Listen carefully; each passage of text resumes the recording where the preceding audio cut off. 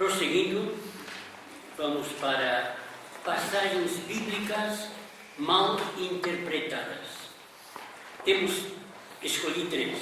A primeira é a de Saul e a médium de Endor, localizado no primeiro livro de Samuel 28. Teremos que ler o capítulo inteiro. A segunda será João Batista e Elias, Mateus 11, 12 a 15. A terceira é o novo nascimento. É uma reencarnação, mas em que sentido? Vamos ver. Vamos ler João 3, 3 a 6.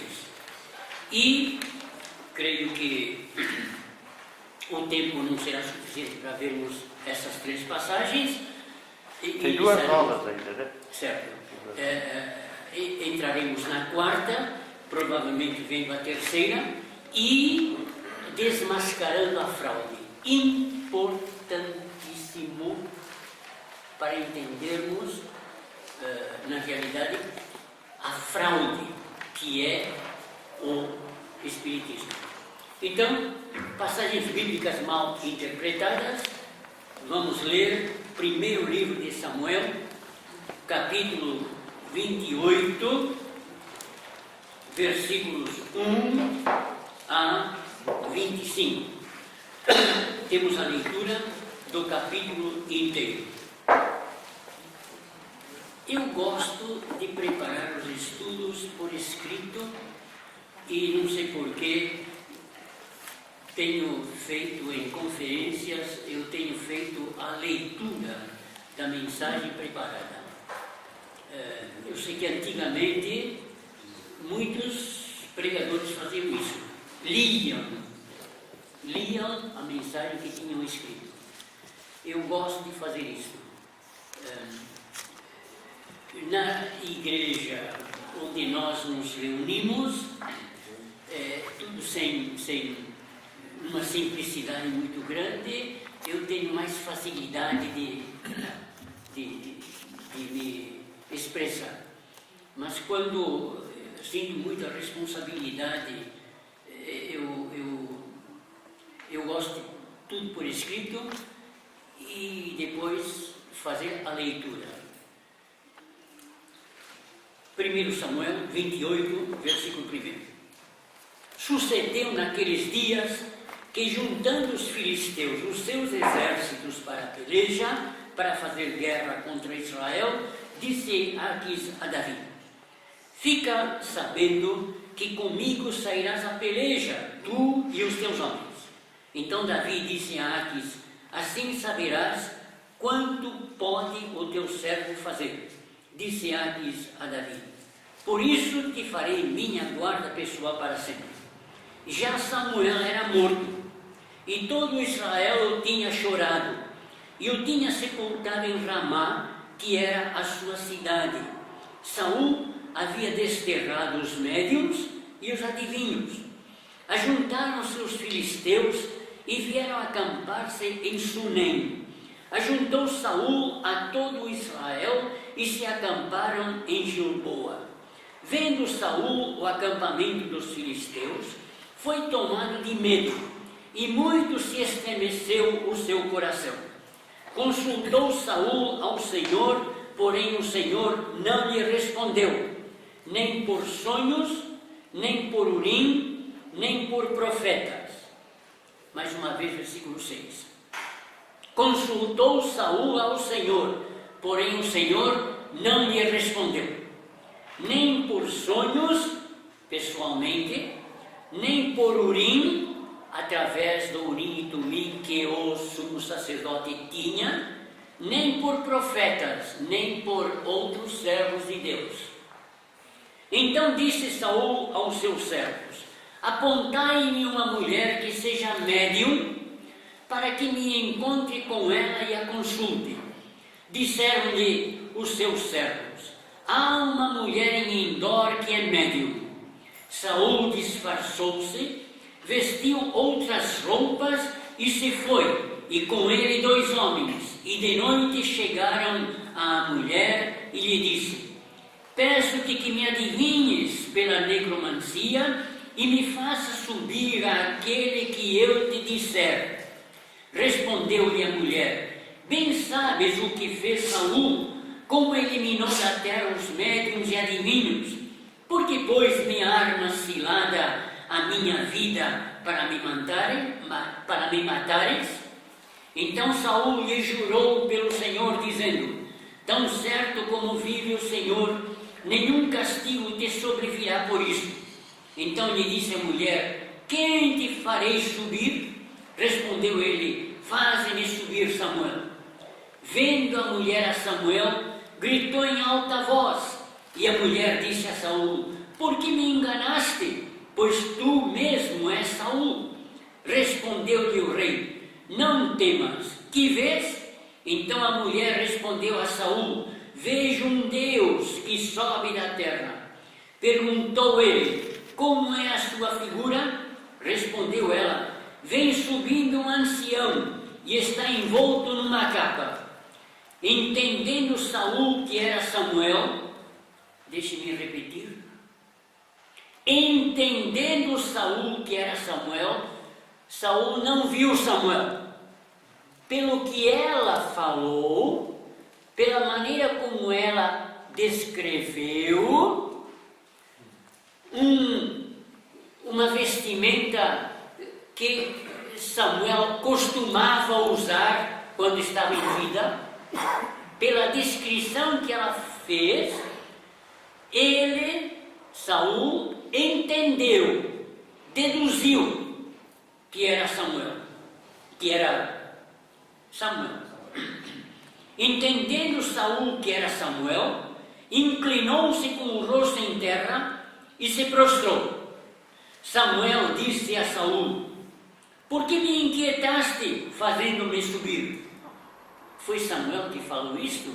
Ou foi aquele espírito mau que disse que era Samuel? Exatamente como acontece em todo e qualquer centro espírita. Quando alguém se faz passar pelo parente que está sendo invocado. Então disse Samuel, versículo 15: Samuel disse a Saul: por que me inquietaste fazendo-me subir? Então disse Saul: muito angustiado estou, porque os filisteus guerreiam contra mim, e Deus se desviou de mim, e já não me responde, nem pelo ministério dos profetas, nem por sonhos. Por isso te chamei, para que me reveles o que devo fazer. Então disse Samuel: por que, pois, a mim me perguntas, visto que o Senhor te desamparou e se fez teu inimigo? Porque o Senhor fez para contigo, como por meu intermédio ele te dissera: tirou o reino da tua mão e o deu ao teu companheiro Davi. Como tu não deste ouvidos à voz do Senhor, e não executaste o que ele, no furor da sua ira, ordenou contra Amaleque, por isso o Senhor te fez hoje isto. Uma profecia? Eu acho que todo mundo já estava sabendo que Saul já era e que Davi estava para ser o próximo rei. Não foi uma profecia. O próprio demônio já sabia disso. Agora vejam bem, se era de fato uma profecia, foi uma profecia fajuta, incompleta, falsa. Até agora o que estivemos lendo correspondia à realidade que aconteceria. Continuemos. O Senhor, 19, o Senhor entregará também a Israel contigo nas mãos dos filisteus, e amanhã tu e teus filhos estareis comigo, e o acampamento de Israel o Senhor entregará nas mãos dos filisteus. De súbito caiu Saul estendido por terra e foi tomado de grande medo por causa das palavras de Samuel, e faltavam-lhe as forças, porque não comera pão todo aquele dia e toda aquela noite. Aproximou-se de Saul a mulher, E vendo-o assim, assaz perturbado, disse-lhe: eis que a tua serva deu ouvidos à tua voz, e arriscando a minha vida, atendi às palavras que me falaste. Agora, pois, ouve também tu as palavras da tua serva, e permite que eu ponha um bocado de pão diante de ti. Come, para que tenhas forças e te ponhas a caminho. Porém ele o recusou e disse: não comerei. Mas os seus servos e a mulher o constrangeram e atendeu. Levantou-se do chão e se assentou no leito. Tinha a mulher em casa um bezerro cevado. Apressou-se e matou-o. E tomando farinha, a amassou e a cozeu em bolos asmos. E os trouxe diante de Saul e de seus servos e comeram.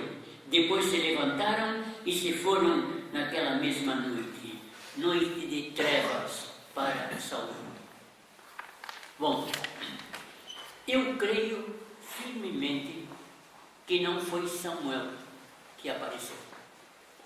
Eu creio que, como em todas as sessões espíritas, era um demônio que se fazia passar por Samuel. Veremos por quê isso aqui. E o que a Bíblia diz, Samuel disse, na realidade não era Samuel, mas o espírito que se fazia passar por Samuel é que estava falando. O demônio que se fazia passar por Samuel é que estava falando. Esta é a passagem bíblica predileta dos espíritas para justificar a mediunidade, isto é, a intermediação entre os vivos e os que morreram. O que levou o rei Saul a recorrer a médium foi o desespero, o mesmo sentimento que leva muitas pessoas a recorrer ao espiritismo. No início do seu reinado, ele agiu conforme Deuteronômio 22, 9 a 14 e Levítico 20 a 27, que já estivemos lendo numa sessão anterior. Puxa vida, deixa eu mudar a palavra, não é sessão, não. Num período anterior.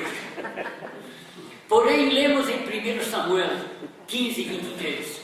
Visto que rejeitaste a palavra do Senhor, ele também te rejeitou a ti, para que não sejas rei. Tendo ele rejeitado ao Senhor, o Senhor o rejeitou. Não me respondeu pessoalmente, por sonhos, nem através dos sacerdotes, por Urim, nem por profetas que revelavam a vontade de Deus aos homens, vontade que ele já tinha rejeitado. Então Saul apelou ao espiritismo e a mulher deu início à sessão espírita. Saul perguntou à mulher: que vês? Vejo um Deus que sobe da terra, foi a resposta. Saul insistiu: como é a sua figura? Ela respondeu: vem subindo um ancião e está envolto numa capa.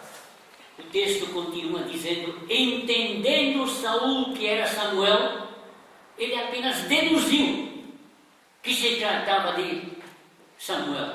Ele não viu Samuel. A seguir, lê-se uma profecia que, se fosse divina, se cumpriria integralmente. Mas fica claro que o espírito que dizia ser Samuel chutou a profecia. Veja-se o versículo 19. Vamos ler. O Senhor entregará também a Israel contigo nas mãos dos filisteus, e amanhã tu e teus filhos estareis comigo, e o acampamento de Israel o Senhor entregará nas mãos dos filisteus. Saul não foi entregue aos filisteus, ele se suicidou. Ele se suicidou. Não morreram todos os filhos de Saul, somente Jonatas, Abinadab e Malquissua, segundo 1 Samuel 31 e 2. Permanecendo vivos Isbosete, Armone e Mefibosete, segundo 2 Samuel 2, 8 a 10 e 21, 8. Ele e os filhos não morreram no dia seguinte, mas mais de 15 dias depois. Ainda mais, Saul não foi para o mesmo lugar onde já estava Samuel. Samuel estava no paraíso, ou seio de Abraão, enquanto que Saul foi para o inferno, sofrendo o juízo divino. Não foram para o mesmo lugar. Tudo foi uma fraude, uma artimanha do espírito maligno. A consulta aos mortos é proibida por Deus, e qualquer tentativa de contato com eles é desobediência aos preceitos de Deus. Leia-se Isaías 8, 19 e 20. Já estivemos lendo. Isaías 8, 19 e 20. Isaías 8, 19 e 20. Quando vos disserem, consultai os necromantes e os adivinhos que churreiam e murmuram, acaso não consultará o povo ao seu Deus? A lei, a favor dos vivos se consultarão os mortos? A lei e ao testemunho. Se eles não falarem desta maneira, jamais verão a alva. Então, o que nós devemos consultar quando queremos conhecer a vontade de Deus é a lei, é a palavra de Deus, é o testemunho divino, não os mortos. Por que Deus proíbe contato com os mortos? Por que Deus proíbe a necromancia? Não é que seja possível eles voltarem, é para não sermos enganados e suscetíveis aos espíritos enganadores e demoníacos. Em outras palavras, para vivermos bem longe deles, não permitindo de jeito nenhum que eles cheguem perto de nós. Sim, irmão, agora é possível que nem todos concordem com o que dissemos, ou é possível que irmãos tenham alguma dúvida ainda, ou que tenham alguma coisa a acrescentar. Este é um trecho muito importante. Vamos ouvir. Ok. Não, talvez estou desviando um pouquinho, mas eu me lembro, anos atrás, estive numa conferência de obreiros e durante aquele tempo, normalmente eles receberem perguntas de audiência, né, para atender e tentar dar resposta. E houve 3 pessoas escolhidas para responder as perguntas, e eu fui um deles naquele dia. E foi levantado este trecho. E a pessoa que perguntou queria saber quem foi este. Foi Samuel ou não foi Samuel? Quando me perguntaram, eu respondi, não, eu não acho que era Samuel. Alguém se levantou na congregação e disse, não, foi Samuel. E assim, houve uma divisão de ideias e pensamentos, mas que um disse sim e outro disse não, e foi deixado o assunto ali. Mas este que trouxe para a minha memória este fato está ali. Mas a sua palavra certamente deu a resposta certa, que nunca tinha pensado antes. Eu confesso, irmão, que durante muitos anos eu mesmo estive em dúvida. Mas a Bíblia diz, Samuel disse, mas eu não percebi, entendendo Samuel, para mim, isso me trouxe luz. Saul não viu Samuel, ele entendeu, pela descrição que a médium tinha feito e sabendo, Saul tinha tido muito contato com Samuel, e vendo como ele se vestia e como ele agia, era um ancião, era uma pessoa imponente, um Deus, uma pessoa importante. Então, ele pela descrição feita pela médium, ele imaginou que era Samuel. Então, durante muitos anos, eu não tinha resposta, eu estava em dúvida. Estudando ultimamente o capítulo, eu me convenci e, com uma consciência tranquila, estou transmitindo o que eu entendi agora. Eu acho que jamais Deus usaria uma instrumentação que ele formalmente recusava para falar com o Saul. Usar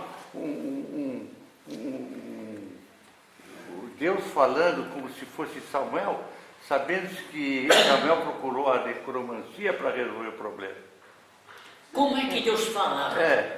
Falava com sonhos diretamente para as pessoas, por Urim e Tumim, aquele instrumento que o sumo sacerdote tinha no peitoral, ou através dos profetas. É assim que Deus se revelava. Não mente, Deus não mente, Deus não muda a sua opinião. Não se contradiz. Não se contradiz. Então está claro. E o que aconteceu ali acontece normalmente nas sessões espíritas. Sim, sim. É sempre alguém que é usado por Satanás, não é usado, é imitado por Satanás para parecer ser a pessoa. E isso convence e leva as pessoas ao erro. Né? Então não há porquê. Meu irmão, está satisfeito? Esse irmão, seu nome? Jonatas. Logo no início perguntou a respeito disso aqui que eu achava. Falei, tenha paciência, vamos chegar lá. Satisfeito? Alguma dúvida? Sim, irmão. Só queria apontar o seguinte, no versículo 15, este Samuel que está falando aqui, suposto Samuel, dice, ¿por qué me inquietaste? Versículo 15, ¿por qué me inquietaste? Dando a impressão de que era um espírito que estava tranquilo, repousando, e foi inquietado. Será que essa mulher diabólica, médium, bruxa, teria ela o poder de poder entrar nesse lugar e inquietar um santo de Deus que estava descansando? É claro que não. Irmão, eu acho que a parte escandalosa do texto é que o nome Samuel aparece textualmente. E ele mesmo, o autor mesmo, diz que ele é Samuel. Então, em outra análise, a Bíblia está dizendo que é Samuel. Ele fala Samuel. Mas dentro da análise expositiva do contexto, a Bíblia está dizendo aquilo que o Espírito disse que era. Mas não é a Bíblia que está dizendo que é Samuel. O Espírito e a narrativa em torno do acontecimento diz que era Samuel. Por exemplo, a Bíblia diz que Simão abraçou a fé. Ou seja, a Bíblia diz aquilo que Simão disse, porque lá na frente a gente viu que Simão não abraçou a fé. Né? Ou seja, ela narra aquilo que o seu introdutor dizia que era. Então, o texto é muito claro, não é a presença de Samuel aqui. É um espírito que ele não conhecia e que ele não tinha domínio sobre isso. Como o irmão já disse, isso se repete nas sessões espíritas. Com quem você quer falar? Eu quero falar com o meu tio João, que faleceu. Então, peraí, monta-se aquela parafernália toda, meias luzes e tudo mais, e então ouve-se aquela voz, eu sou o tio João. Então, a pessoa se convence que é o tio João. Mas você não conhece o Espírito, você não sabe, né?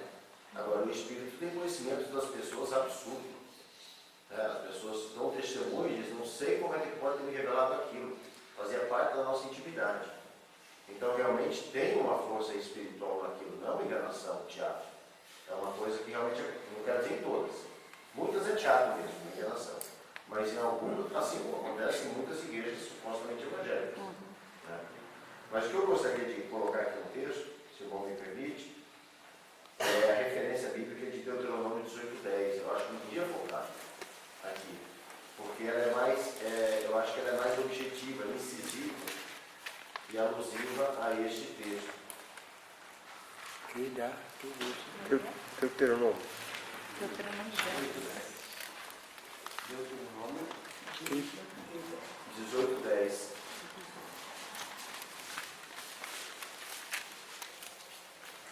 Já foi lido hoje isso aqui, né? Já foi lido hoje. Já. Deixa eu colocar o texto junto com essa introdução de Isaías 8, colocar o texto porque eu acho que ele é bem propício a este momento. Muito bem. Pois não, irmão. Conheço um testemunho, de um irmão fiel, crente. A esposa dele faleceu e ele, evidentemente, estava sofrendo muito, né? Aquela viuvez pós ela morrer. E um certo dia, na casa dele, na cama dele, ele viu a esposa dele assim. Não foi um sonho, nem uma imaginação. Ele disse que viu ela lá mesmo. Aí ele falou para ela assim: sai daqui, Satanás, que eu sei onde a minha mulher está, ela não vai sair de lá. Eu sei que você não é ela, e fuja. E ele, aí nunca mais apareceu. Ele contou esse testemunho. Então, nessa última frase que o senhor leu aqui, justamente, para não sermos enganados e suscetíveis a erro. E esse irmão deu esse testemunho que aconteceu isso com ele, que apareceu ela perfeitamente como era, mas ele na hora replicou e totalmente não acreditou naquela enganação. Muito obrigado essa sua ajuda. Irmãos, é importante conhecermos a doutrina bíblica para não sermos enganados. O que a Bíblia diz? E quando Satanás vier, Enganador. Enganador. Mas conhecendo a doutrina bíblica, a base bíblica, então ele cai por terra. Então, duas coisas chamam a nossa atenção aqui. A primeira é a maneira como foi revelada. Uma maneira que Deus condena. Que Deus é esse que condena e depois usa o meio que Ele próprio condena. Esse Deus se contradiz. Não é? Mas segunda coisa, Deus já havia dito acerca de qualquer profeta: se o profeta falar e o que ele falar não se cumprir, esse tal será morto. Bom, não podia acontecer com o suposto Samuel porque ele já tinha morrido, mas ele deu uma mensagem falsa: amanhã você e teus filhos estarão comigo. E não se cumpriu amanhã, e ele foi muito taxativo ao estipular o tempo. É verdade que ele não disse amanhã tu e todos os teus filhos. Ele falou tu e teus filhos, então a gente ainda podia, 3 morreram, 3 ficaram, né? Mas ele estipulou o tempo. E se ele estipulou o tempo e o tempo não se cumpriu, a mensagem é falsa. Portanto, não pode ser imputado isso a um profeta de Deus, porque o profeta de Deus não mentiria. Né? Então, a maneira como a revelação foi dada e a revelação em si, tudo falsidade. Outro princípio de ação, nesse caso, nós não vemos registrado, principalmente no Novo Testamento, Deus chamando uma mulher e incumbindo de transmitir uma profecia a ninguém. Deus não se contradiz. Deus não... No princípio, Ele chamou os profetas, homens. Nós não vemos Deus chamando as mulheres para esse ministério profético no Velho Testamento. Bom, como eu admiti, durante muitos anos, tantos anos que sou crente, mas durante muitos anos eu mesmo estive em dúvidas quanto a isto. E como o irmão citou, muitos crentes estão em dúvida também. Né?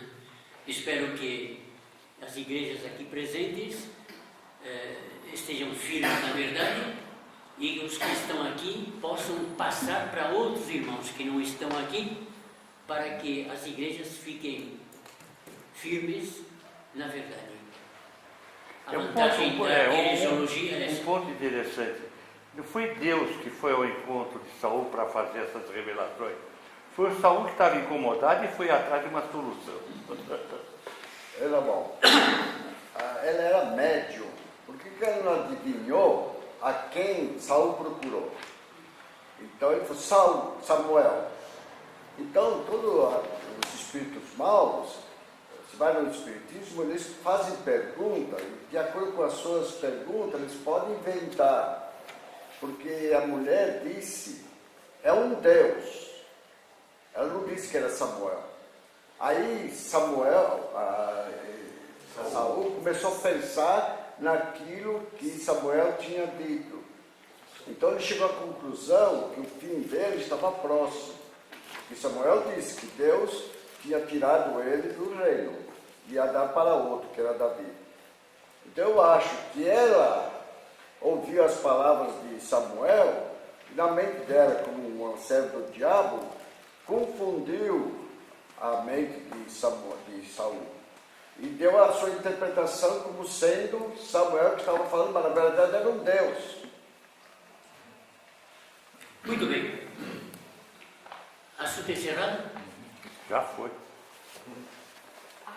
Só mais um trecho. João Batista e Elias. Mateus capítulo 11, por favor. Mateus capítulo 11.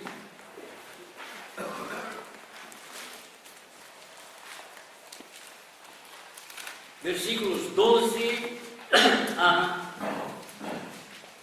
15.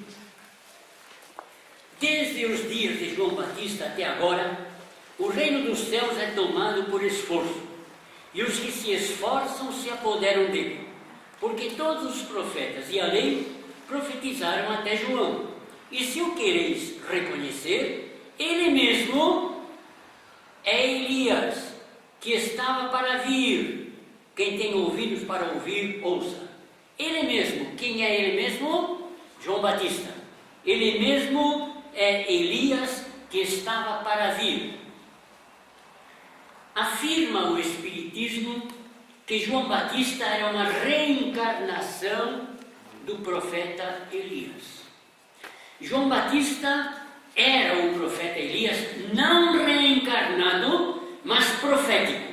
Isto é, ele era o cumprimento da profecia do Antigo Testamento que dizia que a vinda do Messias seria precedida pela vinda do profeta Elias, o qual atuaria como seu precursor. Vamos abrir Malaquias 4 e 5, por favor. Malaquias, capítulo 4 e versículo 5.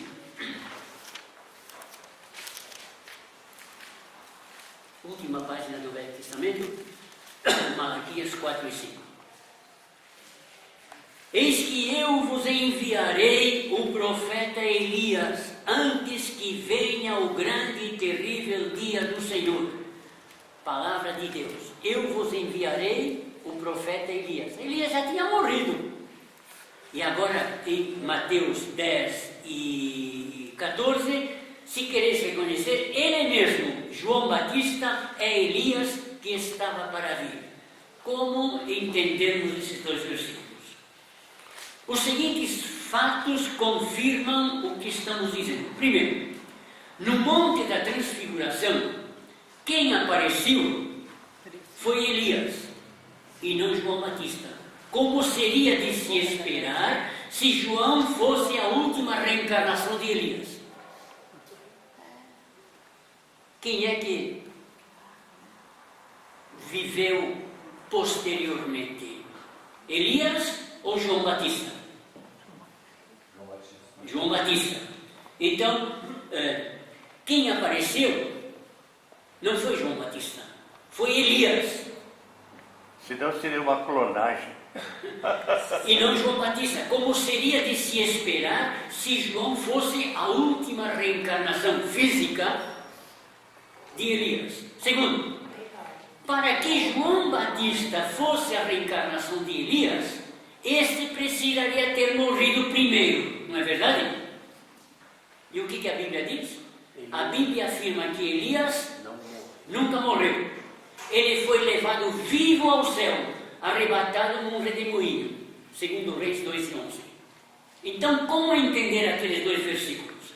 A predição do anjo a respeito de João Batista foi que ele irá adiante do Senhor no espírito e no poder de Elias. Espírito, não espírito humano, mas no espírito, no jeito de agir.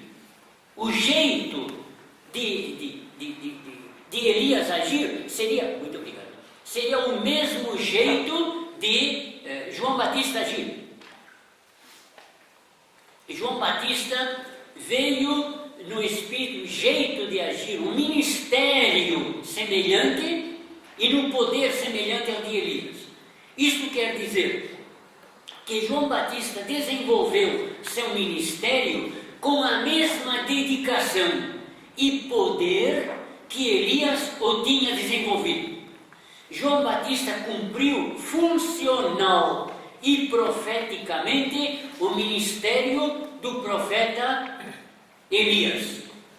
É neste sentido que Deus disse em Malaquias 4 e 5, Elias virá. Não que Elias reencarnasse em outras pessoas, mas que outra pessoa viria com o mesmo espírito de servir a Deus, de se sacrificar a Deus, de honrar o nome do Senhor, que Elias tinha tido. É neste sentido. A gente podia citar algumas semelhanças entre João Batista e Elias. Os dois se vestiam de maneira semelhante, de maneira bem simples, bem despojada. Na verdade, roupa para eles não era artigo de luxo, era só para tampar a nudez mesmo. Eles não se preocupavam com isso. A preocupação deles estava no seu ministério. Ambos foram precursores de pessoas muito mais importantes que eles. Por exemplo, a Bíblia fala de 8 milagres que Elias fez. A Bíblia fala de 16 milagres que Eliseu fez. Aquele que teve uma porção dobrada, e essa porção dobrada do Espírito de Elias se cumpriu literalmente no número de milagres, que foi exatamente o dobro. Jesus fez um número de milagres muito maior do que o dobro do que João Batista fez. Mas o ministério dele se caracterizou por serem precursores de pessoas muito mais importantes. E ambos, cada um na sua época, falaram a sua mensagem contra reis e tiveram a coragem de serem Elias contra Acabe e João Batista contra Herodes, e foram perseguidos por causa de falarem a verdade. Então, nesse sentido, é que João Batista veio no mesmo espírito de Elias. O seu ministério foi muito semelhante. Evidentemente que ele teve um privilégio muito maior do que o de Elias, e é por isso que o Senhor Jesus falou que entre os nascidos de mulher, o próprio João Batista era superior a Elias, porque ele foi o precursor de Jesus, enquanto que Elias foi apenas o precursor de Eliseu, Aliás, o livro editado por Edições Cristãs, Elias e Eliseu, seria muito interessante as pessoas lerem, porque elas veriam justamente essa comparação entre Elias e João Batista, entre Eliseu e o Senhor Jesus, Esta é uma passagem muito importante citada pelos Espíritas. Então estejamos à altura para interpretar e algum dia encararmos o ensino do Espiritismo. Sim. Se eu entendi corretamente, então João Batista era um tipo de Elias, é isso? Muito bem, um tipo de Elias. A terceira passagem fica para... Sim, irmão. Não sei se ajuda, mas anos atrás, muito tempo atrás, conheci um pianista que especializou em interpretar a Franz Liszt. Quando apareceu a crítica dele no jornal, dizia: esse aqui é o avatar de Franz Liszt. Mas não estava dizendo a reencarnação do homem, estava dizendo o tipo, o jeito, o estilo, enfim, nesse sentido. Muito bem, sem dúvida. Daqui a pouco estamos de volta.